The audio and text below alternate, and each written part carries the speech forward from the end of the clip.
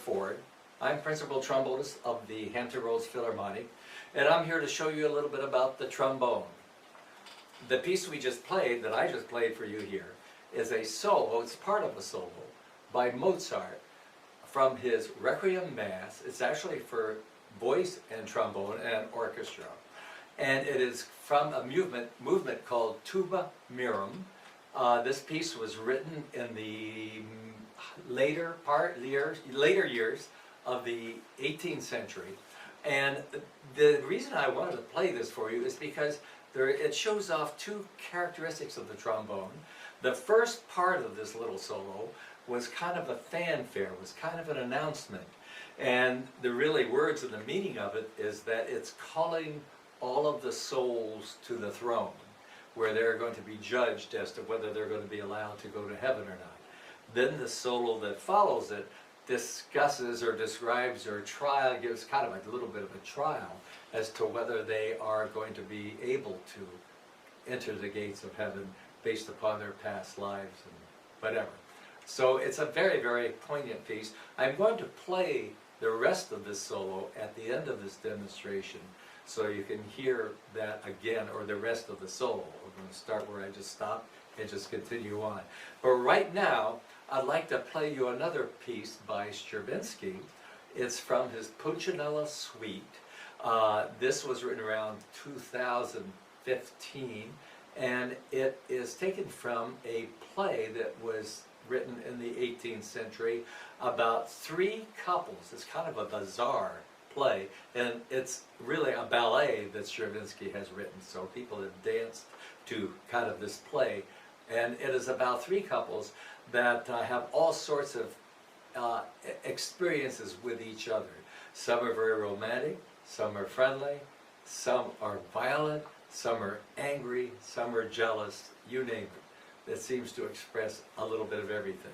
And my solo is really somewhat fits into this, because the solo I'm going to play for you here is kind of brash and a little bit harsh. So let me have you listen to this, and as you listen to it, please listen very carefully, because the trombone does something in the solo that is very distinctive and easy for the trombone as an instrument with a slide to do. So listen carefully, and we'll talk about it after I'm through.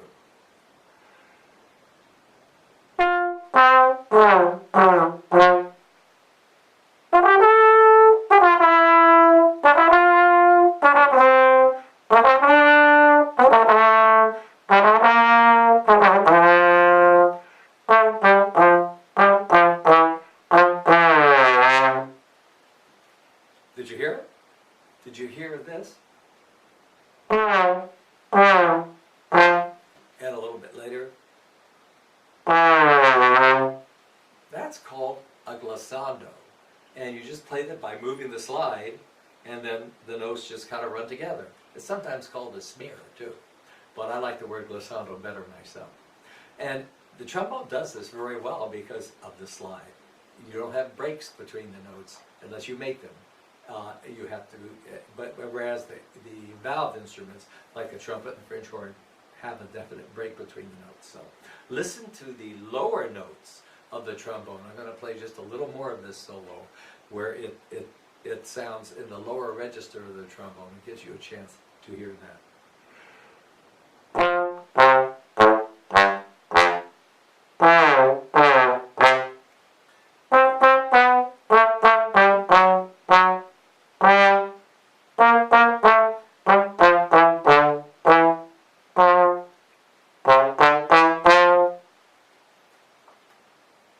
Now I'm going to play to you a piece that uses the glissando a lot.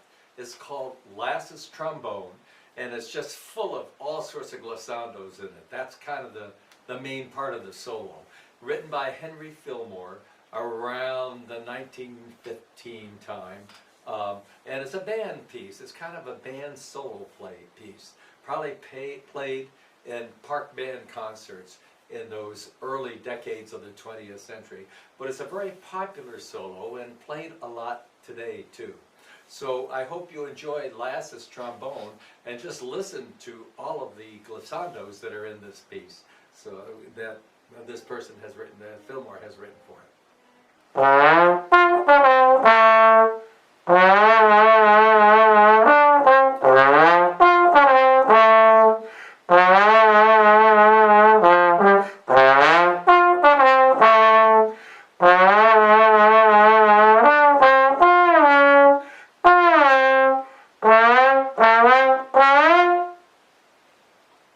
me spend just a minute and show you how we get notes on the trombone, because you can visualize it on this instrument as opposed to that being more difficult with the other instruments that have tubing and valves. If I move the slide out, the notes get lower.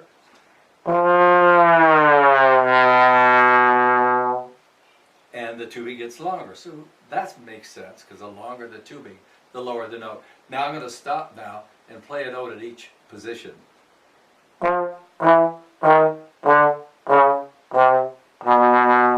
And then, if I want to, I can play other notes in each of those positions. And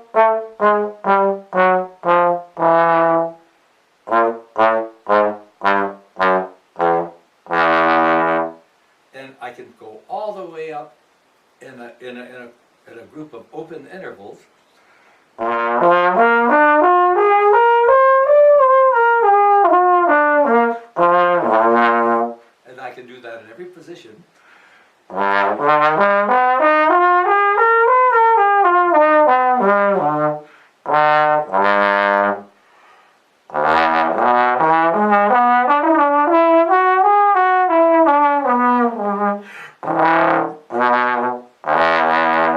Takes a little work down there.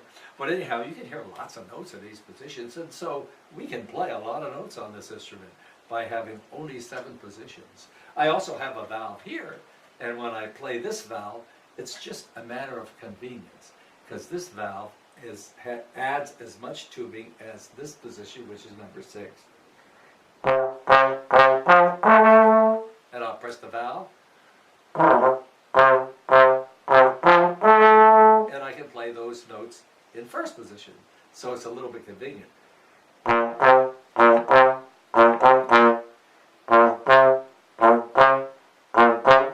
You can see how sometimes you might want to use this position and the valve instead of 6th position. But still, it's a trombone, and still, it's a slide trombone. Let me play for you now a very kind of exciting excerpt by Wagner from his opera Lohengrin. This is a trombone solo from the prelude to Act 3. Actually, the whole trombone section of 3 trombones plays this solo in unison, and it's part of the overture. Well, it's not an overture, it's a prelude, called a prelude, but it's basically like an overture to Act 3 of this opera by Wagner. I think you'll enjoy it. Here it is.